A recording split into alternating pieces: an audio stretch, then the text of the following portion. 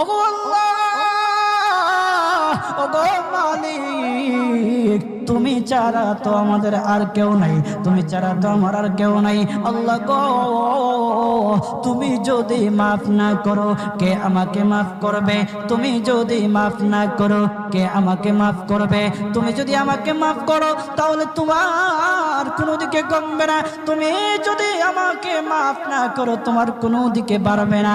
আল্লাহ গো, তুমি আমাকে মাফ করে দাও। সারাটা জীবন অন্যায় কাজ করেছি, সারাটা জীবন নাফরমানি করেছি, আমার কাছে কালেমার দাওয়াত কম আসে নাই, আমার কাছে কালেমার দাওয়াত কম আসে নাই, আমাকে লোকেরা কম বোঝায় নাই। ওগো আল্লাহ, তুমি আমাকে মাফ করে দাও। মাফ না করলে কোথায় যাব, কার কাছে যাব? বাবা যখন মারে তখন মার কাছে আশ্রয় নেওয়া যায়, মা যখন প্রহার করে তখন বাবার কাছে আশ্রয় নেওয়া যায়, বাবা মা যখন প্রহার করে তখন দুনিয়ার কারো না কারো কাছে আশ্রয় নেওয়া যায়।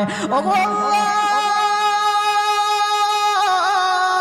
ওগো মালিক, তুমি যদি আমাকে মারো, তুমি যদি আমাকে আযাব দাও, ওগো আল্লাহ, কার কাছে যাব, কার কাছে গিয়া মাফ চাইবো?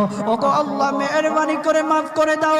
এইরকম কান্না করতেছে, কান্না করতেছে, চোখের পানি তার এমন ভাবে পড়তেছে, দাড়ি ভিজতেছে, দাড়ি ভিজে জমিনের মধ্যে চোখের পানি পড়তেছে, কান্না করতেছে। বান্দাটা কান্না করতে করতে করতে করতে আমার আল্লাহর কাছে এমন গ্রহণযোগ্যতা অর্জন করেছে, মহান আল্লাহ রাব্বুল আলামিন তার ডাকে সাড়া দিয়া তার জিন্দেগির সব গুনাহ মাফ করে দিয়েছেন। হযরত মূসা আলাইহিস সালাতু ওয়াস সালামের যুগের ঘটনা। একজন বড় পাপিষ্ঠ ছিল, জীবনে এমন কোন গুনাহ নাই যে গুনাহ সে করে নাই।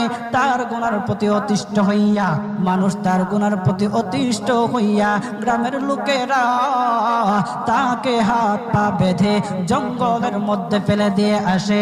জঙ্গলের মধ্যে থাকতে থাকে, কিছুদিন থাকার পর মালাকুল মউত যখন তার সামনে এসে উপস্থিত, এর আগ মুহূর্তে সে বান্দা আল্লাহর কাছে ডেকে ডেকে বলতেছে,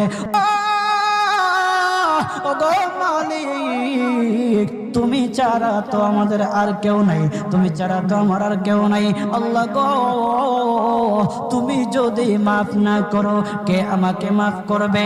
তুমি যদি মাফ না করো কে আমাকে মাফ করবে? তুমি যদি আমাকে মাফ করো তাহলে তোমার কোনো দিকে কমবে না, তুমি যদি আমাকে মাফ না করো তোমার কোনো দিকে বাড়বে না।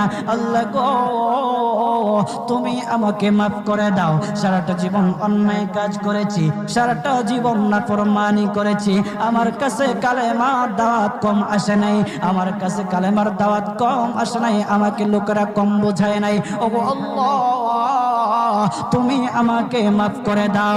মাফ না করলে কোথায় যাব, কার কাছে যাব? বাবা যখন মারে তখন মার কাছে আশ্রয় নেওয়া যায়, মা যখন প্রহার করে তখন বাবার কাছে আশ্রয় নেওয়া যায়, বাবা মা যখন প্রহার করে তখন দুনিয়ার কারো না কারো কাছে আশ্রয় নেওয়া যায়। ওগো আল্লাহ, ওগো মালিক, তুমি যদি আমাকে মারো, তুমি যদি আমাকে আযাব দাও, ওগো আল্লাহ, কার কাছে যাব, কার কাছে গিয়া মাফ চাইবো? ওগো আল্লাহ, মেহেরবানি করে মাফ করে দাও। এইরকম কান্না করতেছে, কান্না করতেছে, চোখের পানি তার এমন ভাবে পড়তেছে, দাড়ি ভিজতেছে, দাড়ি ভিজে জমিনের মধ্যে চোখের পানি পড়তেছে, কান্না করতেছে।